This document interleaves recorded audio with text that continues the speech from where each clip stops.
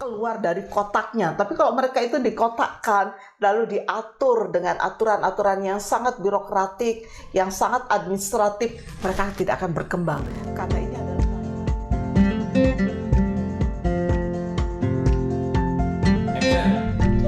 Assalamualaikum warahmatullahi wabarakatuh. Bincang kembali dengan podcast Padira, pencerahan untuk keadilan dan kesetaraan. Sahabat Padira dimanapun Anda berada, kita kembali lagi bersama Ibu Musdah Mulia. Ibu Musdah, apa kabar Ibu? baik, alhamdulillah ya, kita semua sehat ya. Iya, semoga kita semua selalu sehat ya Ibu ya. Dan kita selalu berbahagia ya, walaupun kemudian kita sudah memasuki tahun-tahun baru dan meninggalkan tahun-tahun yang lama Ibu ya. Oke Ibu, pada kesempatan hari ini saya ingin membincang tentang persoalan yang sedang menggelitik banyak orang Ibu, yaitu soal BRIN, Badan Riset dan Inovasi Nasional.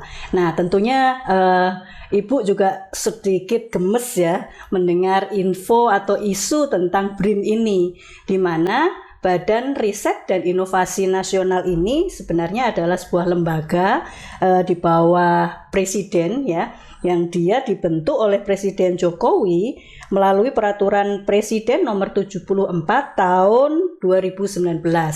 Nah, tetapi akhir-akhir ini Badan Riset dan Inovasi Nasional ini seperti membuat kekacauan gitu ketika kemudian disahkan, dan akhirnya justru tidak memberi ruang kepada para peneliti untuk terlibat dan mendukung BRIN ya, tapi justru kayak peneliti-peneliti di Eijkman yang seharusnya bisa diintegrasikan malah akhirnya dipecat Ibu. Nah, itu menurut Ibu bagaimana ini Bu? Ya, Kekacauan apa lagi ini yang terima kasih banyak ya Mbak Ruba sudah mengangkat topik yang sangat krusial dan juga sangat penting ya bagi perjalanan sejarah Indonesia. Saya sangat sedih karena tahun 2021 yang lalu itu meninggalkan luka yang teramat dalam ya bagi masyarakat Indonesia dengan dileburkannya atau dihilangkannya. Saya kira 4 lembaga kemudian dilebur menjadi satu yang disebut dengan BRIN, BRIN. Banyak orang yang mengatakan, wah itu adalah upaya dari pemerintah represif katanya gitu ya, untuk brainwashing masyarakat kita gitu ya. Aduh, saya juga sedih ya, untuk apa gitu ya. Nah, menurut saya, mari kita kembali kepada tujuan dasar didirikannya Republik Indonesia. Kenapa negara ini didirikan?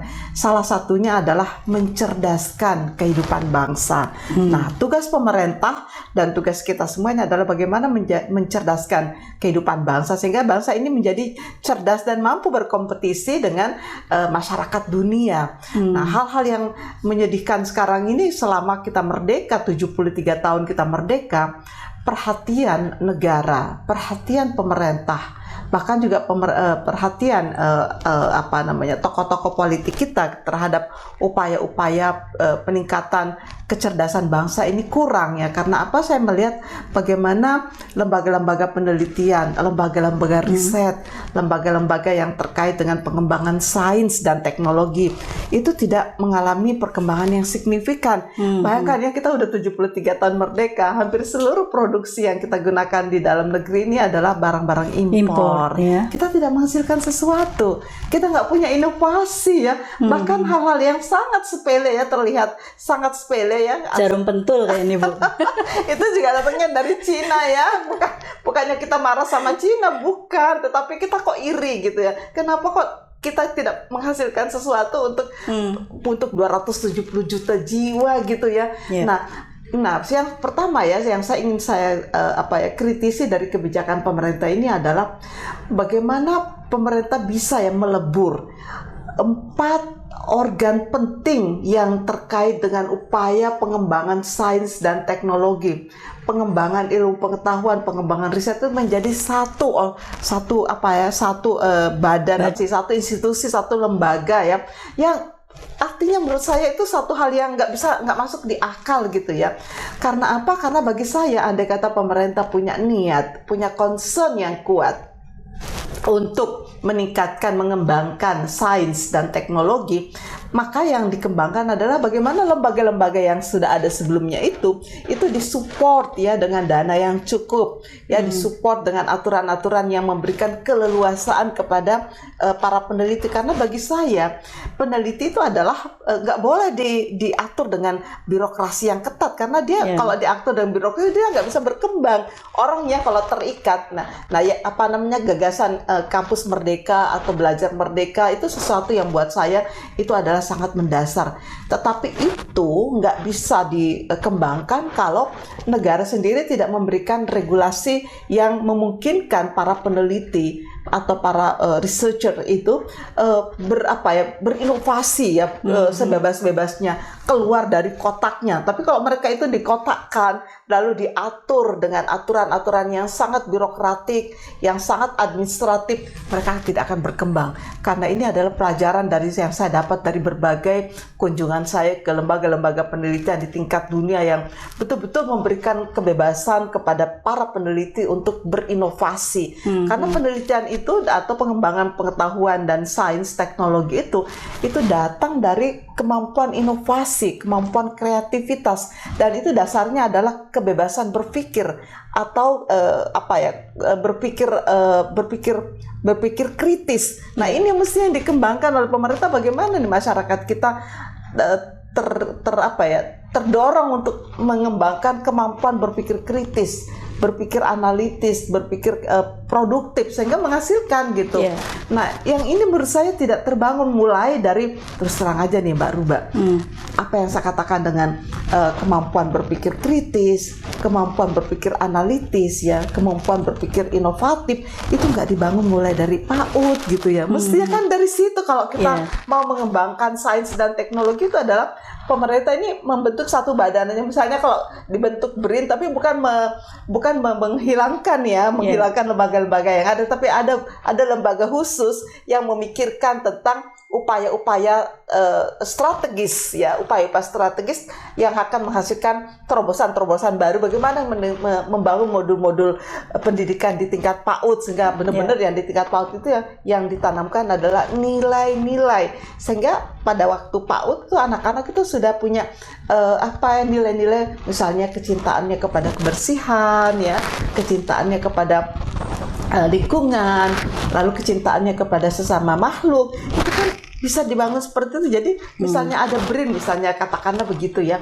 Nah BRIN ini bukannya mengacaukan lembaga-lembaga yang sudah ada, yang sudah settle, yang sudah dibangun puluhan tahun ya oleh para pendahulu kita, lalu dihancurkan begitu saja. Buat saya itu satu hal yang sungguh-sungguh naif ya menurut saya. Karena itu tolong deh pemerintah jelaskan kepada masyarakat kita apa sih maksud dibalik semua ini. Nah, yang agak mengkhawatirkan kembali itu malah justru katanya BRIN kan sebenarnya harusnya dia independen ya Bu ya, tidak kemudian diintervensi oleh politisi begitu. Nah yang terjadi sekarang kan justru BRIN itu dipimpin oleh seorang politisi gitu. Nah, bagaimana kemudian kualitas riset dan inovasi yang nanti akan dihasilkan begitu? Nah, betul sekali. Kita bukannya seuzon ya kepada siapapun ya, betul-betul kita datang dari pemikiran yang tulus ingin memberikan sumbangsi kepada Indonesia yang lebih baik ya. Karena itu menurut saya terus terang ya, jangan marah nih ya para politisi, banyak sekali banyak sekali survei, banyak semua sekali mau diurusin kayaknya Bu ya. Semua bahwa rusaknya masyarakat kita, rusaknya negara ini karena terlalu banyak dipolitisir ya, digunakan segala kebijakan itu dibangun atas dasar kepentingan yang sangat politis. Jadi politik itu menjadi panglima di negeri ini bahaya ya. Karena itu mari kita meluruskan kembali. Bagaimana mungkin ya sebuah lembaga yang begitu pentingnya itu dipimpin oleh seorang politisi dan seorang pimpinan partai politik. Bagaimanapun juga itu akan menimbulkan ya, terus terang ya, kalau orang curiga itu punya alasan loh ya. Jadi meskipun kita mengatakan tidak, ini pimpinan partai ini tidak membuat partainya ikut campur dalam keputusan-keputusan BRIN. Oke, tetapi orang bisa curiga karena bagaimana dia akan menghindarkan diri dari kepentingan partainya gitu kan, padahal ini adalah kepentingan negara yang amat sangat penting. Karena itu menurut saya mari kita bicara dari hati ke hati bahwa BRIN ini adalah satu lembaga yang menaungi ya 4 lembaga yang sangat penting ya sebelumnya, bahkan juga akan melebur seluruh peneliti di berbagai kementerian. Saya baru dengar kemarin bahwa para peneliti di berbagai kementerian yang ada itu akan dilebur dalam satu wadah yaitu BRIN, lalu kemudian di sanalah mereka akan diatur. Loh, bagaimana mengatur jumlah yang begitu banyak? Uang lembaga yang kecil aja nggak bisa mengatur resources yang ada kan? Nah, salah satu prasyarat untuk mengembangkan inovasi itu adalah memberikan kesempatan yang seluas-luasnya kepada para saintis, kepada para peneliti, kepada para ilmuwan untuk berkembang. Tapi kalau mereka dikekang ya atau dimasukkan di dalam kotak, kotaknya itu namanya BRIN, maka dia akan terkurung di sana. Kasihan loh. Kasihan resources kita, kasihan sumber daya manusia kita yang udah puluhan tahun kita bina, kita kembangkan, tapi kemudian dia akan tidak produktif ya, mereka akan kehilangan inovasinya hanya karena kotaknya itu terlalu kecil ya. Karena kalau udah di dalam BRIN berarti kan dia berada di dalam kotak, dia nggak bisa ngapa-ngapain ya. Karena itu mari deh kita berpikir kembali. Saya pikir Pak Jokowi, Pak Presiden dapat secara bijak ya mempertimbangkan kembali tentang BRIN ini sehingga ke depan ya tidak seperti apa yang kita bayangkan dan kita takutkan bahwa seluruh kegiatan sains, pengembangan sains, teknologi dan pengembangan penelitian dan ilmu pengetahuan itu akan menjadi tunggangan para politisi untuk kepentingan-kepentingan tertentu. Nah, ini yang paling berbahaya. Ya, soal riset dan inovasi itu sendiri, riset teknologi gitu kan, sebenarnya kan menjadi sebuah hal yang strategis bagi bangsa Indonesia ya. Apalagi kalau tadi Ibu bilang kita ini sudah merdeka 73 tahun gitu kan.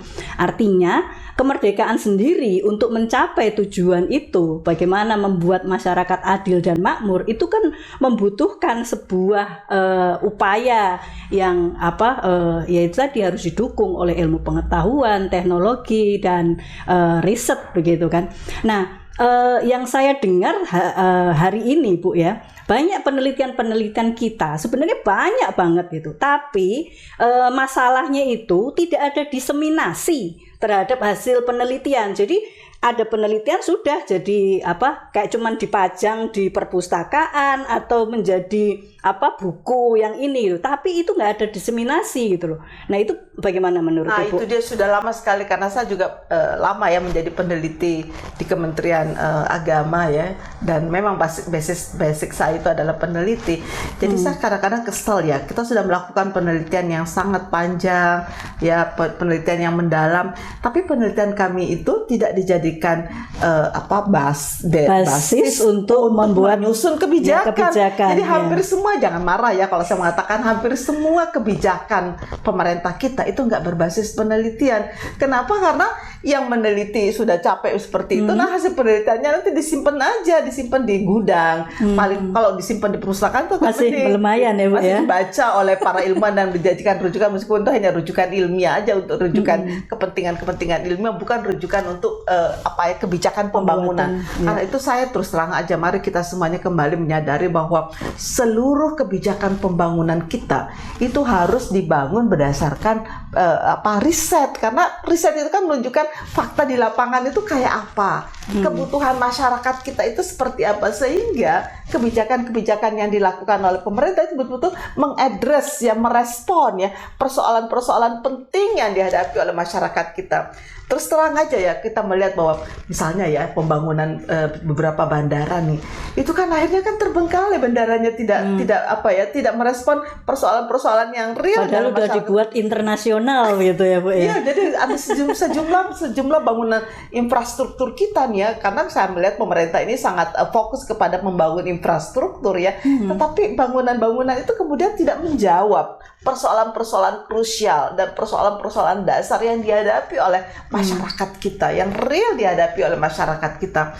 Karena itu saya berpikir ya, ke depan ini bagaimana caranya nih, terutama dengan BRIN ini ya, kalaupun BRIN itu akan dipertahankan, sekarang bagaimana caranya BRIN ini mengadres, BRIN ini merespon ya persoalan-persoalan penting yang dihadapi oleh masyarakat kita. Apa itu? Nah, yang paling mendasar itu adalah persoalan kemiskinan. Tahu nggak, di mana-mana angka kemiskinan itu semakin tinggi loh, apalagi dengan adanya COVID ini. Nah, setelah COVID kita ngapain? Bagaimana recovery ekonomi itu? Nah, ini perlu ada inovasi, perlu ada pemikiran, perlu ada hasil penelitian yang tajam dan jelas tentang bagaimana upaya-upaya pengembangan ekonomi masyarakat secepatnya. Jangan lama, karena kalau lama semakin miskin kita, dan kemiskinan itu akan membawa bencana kemana-mana loh ya. Yang kedua, ini masalah lonjakan penduduk nih. Gimana nih caranya kita menghadapi ledakan penduduk yang begitu dahsyatnya? Tahun 2045 kita kelebihan penduduk sekitar 45 juta, berarti kita udah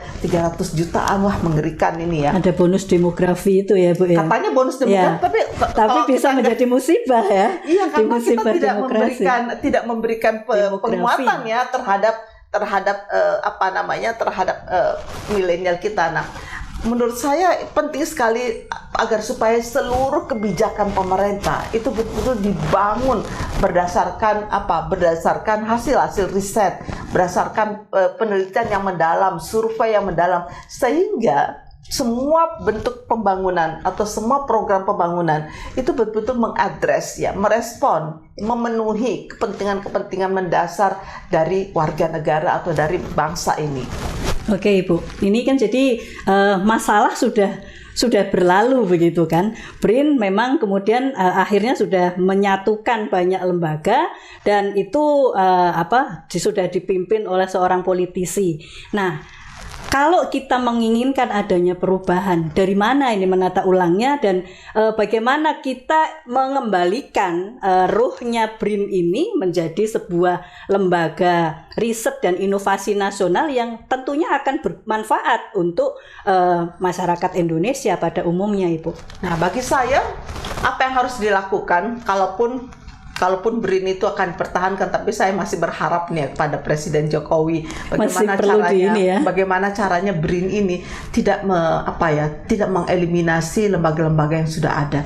Itu menjadikan sekali bertahun-tahun LIPI itu dibangun dengan darah, dengan keringat ya, tetapi kemudian dihilangkan begitu saja. Itu buat saya itu satu hal yang sangat-sangat melukai ya masyarakat kita.